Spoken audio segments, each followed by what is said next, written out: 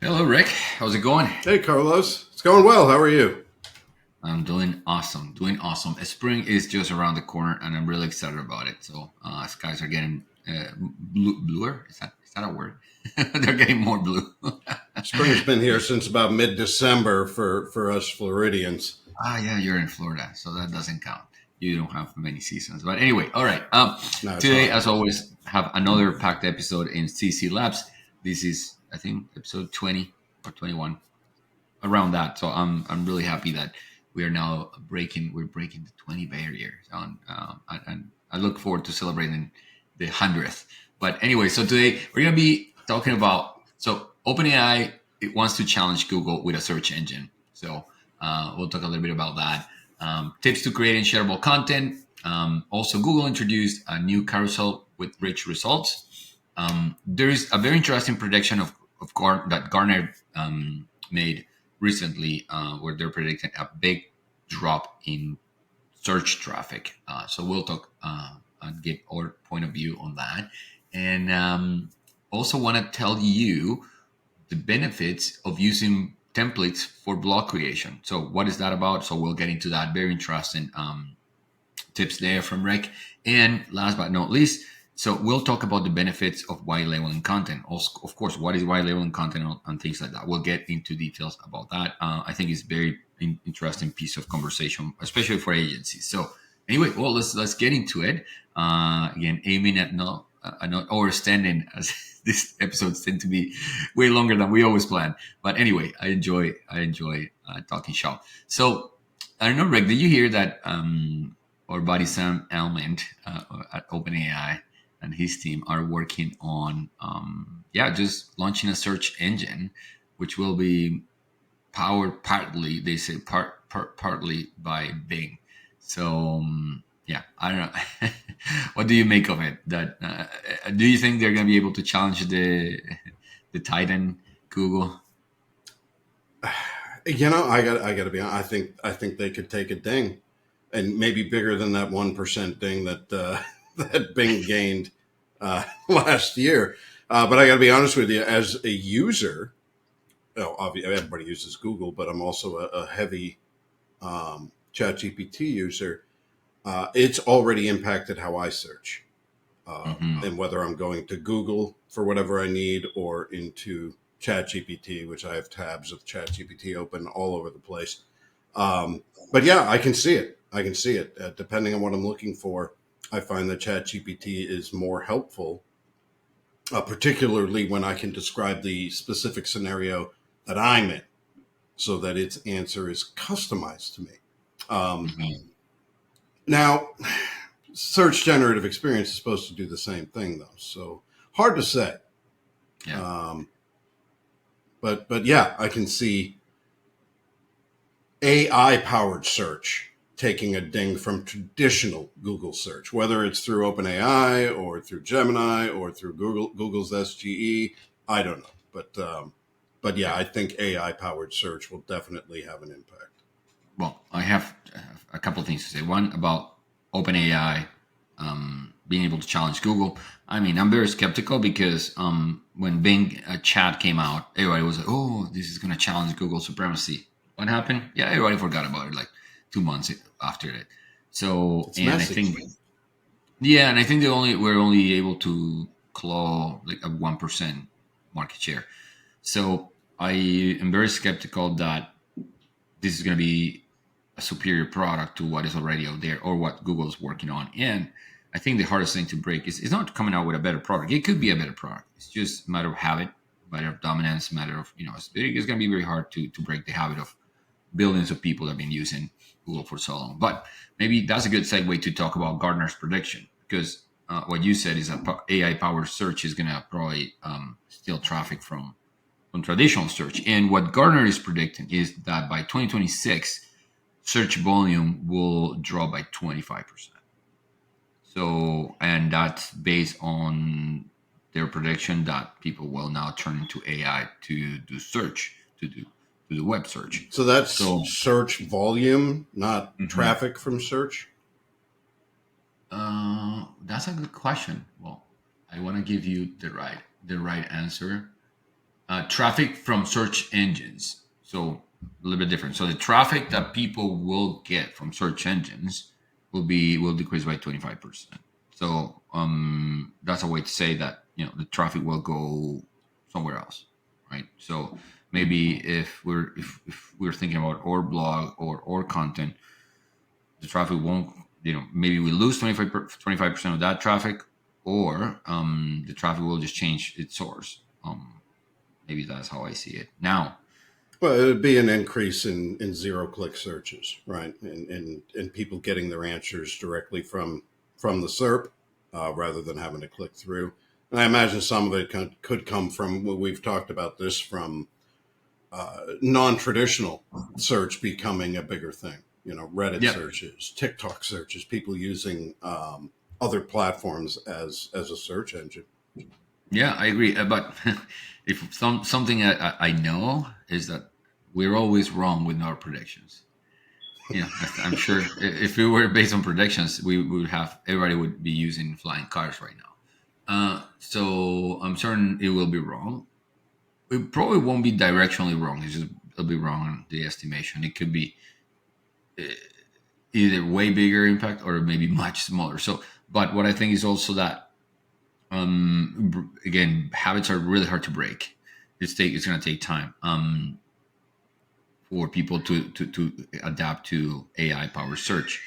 Now, also the pie keeps growing really rapidly. What I mean by that is that even though now internet has reached most of the globe, I think the demographics of people accessing the web keeps expanding. What I mean by that is that now people are getting to the web younger and also staying longer, right? Also getting people that are older that in the past probably wouldn't be on the web. So I think just the pie of eyeballs on the web is going to grow, so which probably going to mitigate. That's just my opinion and speculation. I don't think it will be as dramatic as 25% in 2 years, but it will definitely change. I think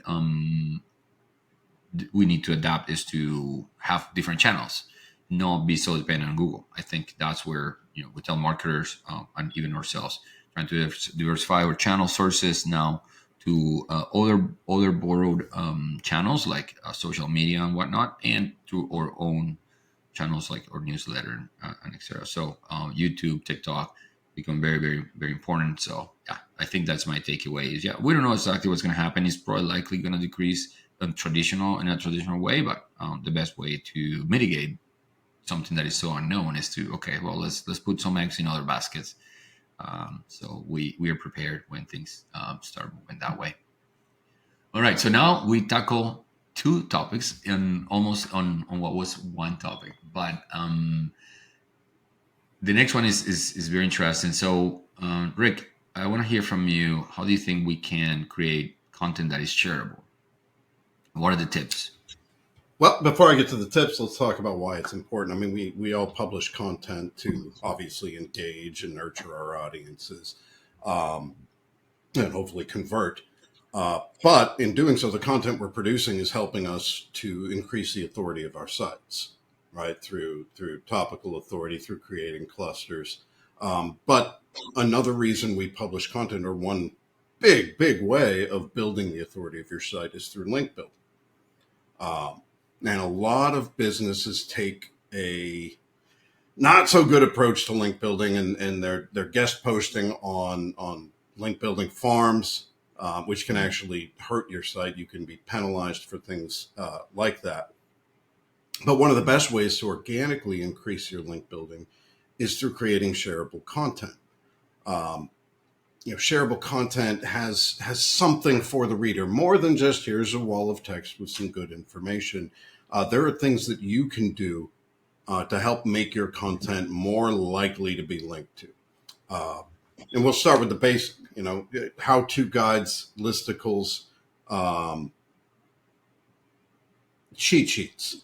So just standard content types are very shareable. Doesn't take a whole lot of effort. It's just, scope it out, have your writer create it, make sure your insights are in it. But no special components to those. But making sure your site is heavy on that type of content makes it more shareable. Now, within those content types and any other content types that you publish, there are things that you can do to make it short, to make it more shareable. That includes infographics and tables. Tables should have useful information or resources, something that a reader can use to help make their life better. To make what they're doing more efficient, to give them access to resources that they would otherwise have to go and find on their own. But tables of resources or unique data are very, very, very shareable, just like infographics. These are the types of things that'll get other websites to link to your content.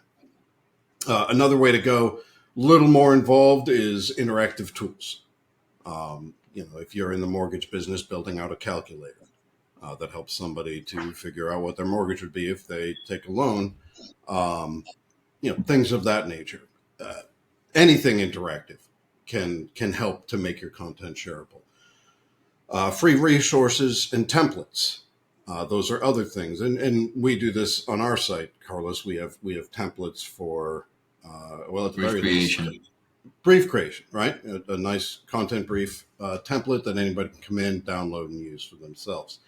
And then quotable content. If you're reaching out to the SMEs in your business and getting quotes from them, just knowing other writers and how they're always looking for quotes for what they're writing right now is a great way to get your article linked to. So unique original quotes. Same with data. If you can get unique original data, again, writers look for data because it's always been taught as a best practice, right? Includes statistics to back up your claims. So when writers go look for statistics, they'll often land on a blog post linking to another blog post, linking to another, and they'll follow that rabbit hole to find the original source, be it an article or a study. You want to be the original source. It will get you linked to. And it's not as hard as it may seem. Poll your audience, poll your peer network. You don't need a huge production to get unique data. Put some questions together that you feel would be interesting for your audience. Put the polls out there, and boom, you have some data. Draw some inferences from it, and put the results out there. That's a great way to get linked to. Now, once you have all of these things, you can sit back and just wait for the magic to happen, wait for other writers to come in, see your content, and want to reference it. But a good proactive way to go after valuable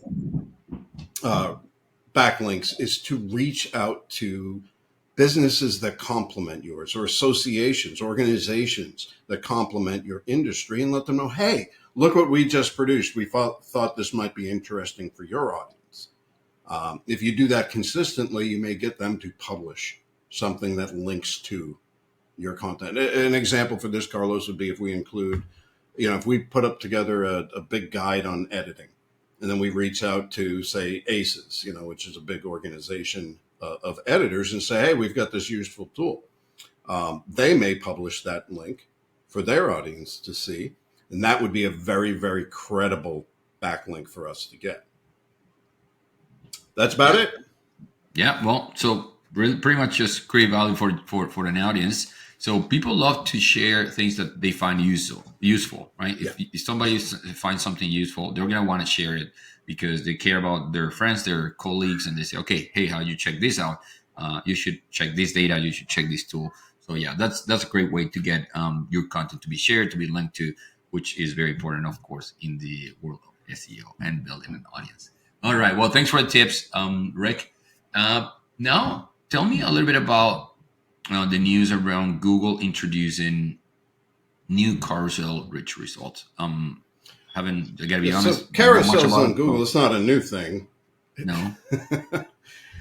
It's not new. It's been going on for a while, but in beta, they've just released an update so that you can have carousel rich results for events, products, and local businesses. And you achieve that through schema markup, through a markup called, I believe, item list. We'll put the link to the Google developers page in the comments for this newsletter so that you can get more information on how to do the markup. But here's what's important. for those types of results, early adopters could easily get a competitive advantage. Um, by going in, optimizing pages that focus on local businesses, that focus on products, and focus on maybe events. And here's where it gets interesting. Think listicles, right? Top 10 restaurants in Tampa, Florida. We could optimize that article for carousel. But the curveball is each item that you want to optimize has to have its own unique URL on your site. Mm.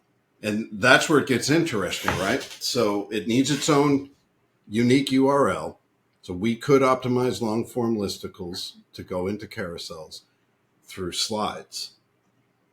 Think sites like BuzzFeed, where you're skimming through the top 20 things slide by slide. Those are unique URLs, and you could now optimize those. Or by actually just creating individual. I know, but it could lead to more individualized pages being published from what would otherwise be normal long form publishers. Creating giant listicles. Now we could see a change to either creating that listicle with an individual page for each component, or going to more of a slide format to get that unique URL thing, and then optimizing for the carousels. And honestly, that those early adopters are the ones who are going to see the increased traffic, higher quality traffic. I think it's really interesting. It's still in beta. But I expect it'll be released pretty soon. Again, we'll put the link for more information in the comments. But put some thought, if you typically create guides on travel, on things to do, local businesses or events, you may want to look at how you're optimizing that content to be able to take advantage of this. Okay, so what I'm hearing is that this is great for anything that has to do with local information, or probably local businesses, events, travel, products. That's not really new, so I'm not sure how that changes, but it is on the list. I'd have to look at the details a little more closely to see if it's just changing the schema markup for products. But it did make the list. Okay, so we'll put the link in the comments, and if you are in one of those industries, you might be wanting to learn more about this. But thanks for that, Rick. So let's talk about using templates for blogs. What are the benefits? Why would you want to use templates, and what do we mean by that? So, Rick, again, the floor is yours. Yeah, so let me clarify here, because I don't want to scare anybody off thinking a templated blog post is like a boilerplated, write it out, fill in the blank like a Mad Lib, right? Right. It has nothing to do with the actual writing. It's more about structure. And going with templates for different blog post types is a great way to gain consistency.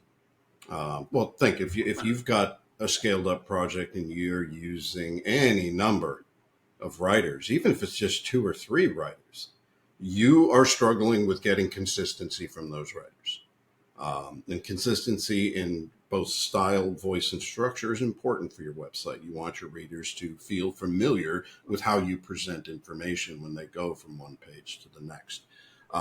So the template has to do with how the content is laid out. It's a major time saver for both your writer and for the people reviewing the content, because you get used to what these things are supposed to look like. The writer doesn't have to sit and decide, like, how am I going to approach this?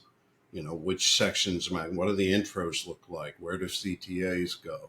How do I present the information? So it's templates that'll help accomplish that for you. It also helps you to make sure that content is being optimized by the writer for SEO in the way that you hope. If you're going after snippets, people also ask, then you're laying out either the format of your subheads in question format or an FAQ section, but it's in that template for the writer to follow. You can templatize anything from how-to blogs to listicles, what are type, like definition type articles, conversion focused pages, pillar content, product comparisons is a good one. And we do a lot of those, right? So we let our writers know as you're evaluating these 10 SEO tools, make sure you give an overview, you cover features, you give pros and cons, you give prices, maybe some social media, like review feedback, and structure each one in the very same exact way. And then do it for the next article too. So we try to follow that same template. Good news, we've put an article out on blog post templates.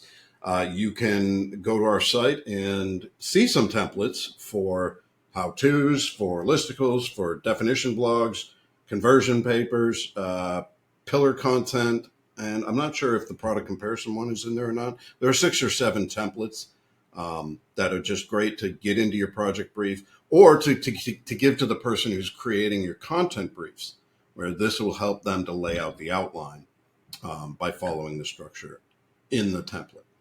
I have a couple questions. So one, do we have downloadable templates? Do we have those? No, this isn't this isn't a downloadable type of template. It's more of a layout, and it's right in the article. So you don't have to give us your email. You can come in. They're all laid out in the article. It's just guidance on these are the types of things to include. Here's what your section should look like. These are the main components of this type of content. So not really something that would be downloaded. Yeah, but I think what we should do, Rick, is create some of those templates so people can just download them from our site, from our newsletter, and then have access to them. So what we'll Fair do enough. is We can actually put some infographics together. Yeah, yeah, we'll get the audience some templates in the next few weeks. But read the article, you'll see the templates in the article. But then we can create a number of templates for you to use.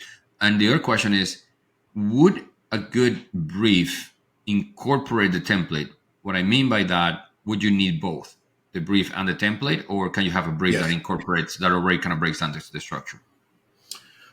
Generally, if you're using content briefs, which you should, then the writer doesn't need to see the template because it's incorporated into the brief. It's in the way that the outline is structured. It's in the way that the CTA instruction is presented. All of those things that are given as information will then become consistent brief to brief, resulting in consistent output from your writing team. Mm-hmm. Okay. Yeah. So then is one or the other, but I think there's a maybe an overlap because the brief might include the layout and all these things that need to be covered in a template. So maybe either we have different types of brief templates for different styles or different type of content, right? So maybe that's another way to look at it. But yeah, maybe we'll create some downloadable tools that you'll be able to use. I said maybe we'll create. No, we will create. He's saying maybe, but what he means is I'm definitely going to be creating these downloadable tools now. when I say maybe, that means Rick now has a to-do out of this newsletter and go and create some tools. But no, we're working on a bunch of amazing tools for content creation, and they're going to be coming out little by little as we get to it.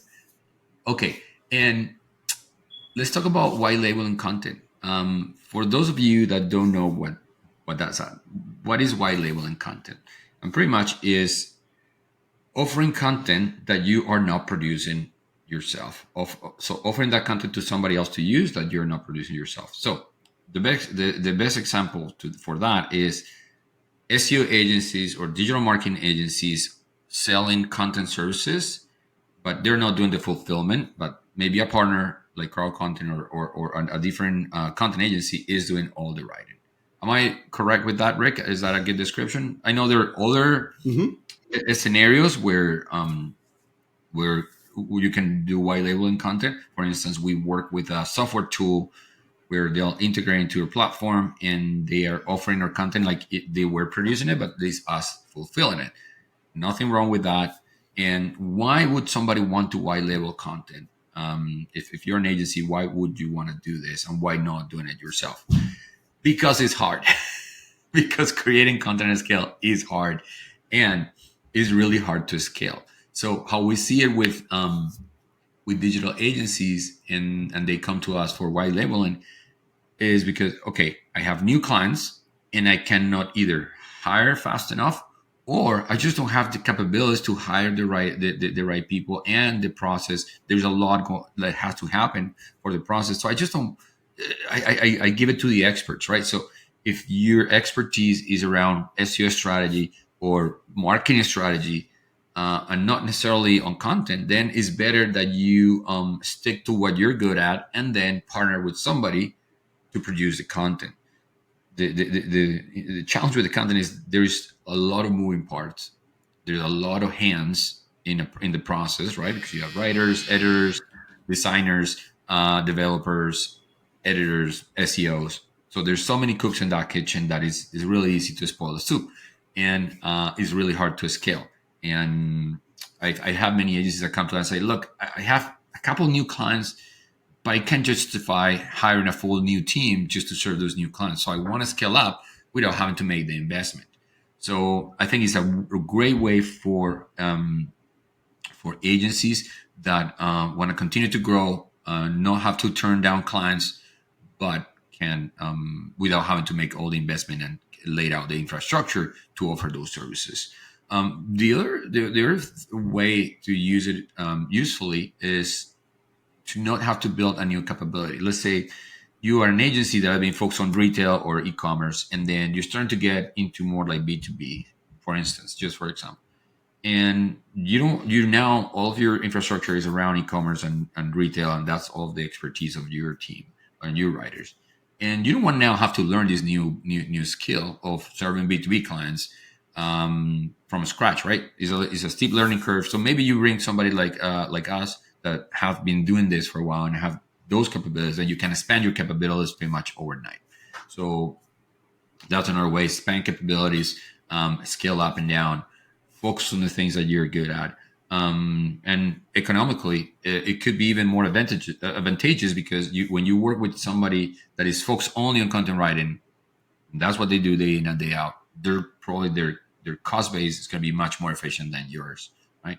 So that's another. It could be more cost efficient as well to white label the content and to create it yourself. Now, Rick, what is important if you want to white label your content? What are the main things that you need to think about? Because it's not as easy as just I'm saying it right here. Yeah, just white label the content. There's a lot of things that need to fall into place to do this properly. So, what do you think would be those things that would be important for somebody that's thinking about white labeling content to get right? So they're going to be successful. Well, I would say first identifying where your gaps are.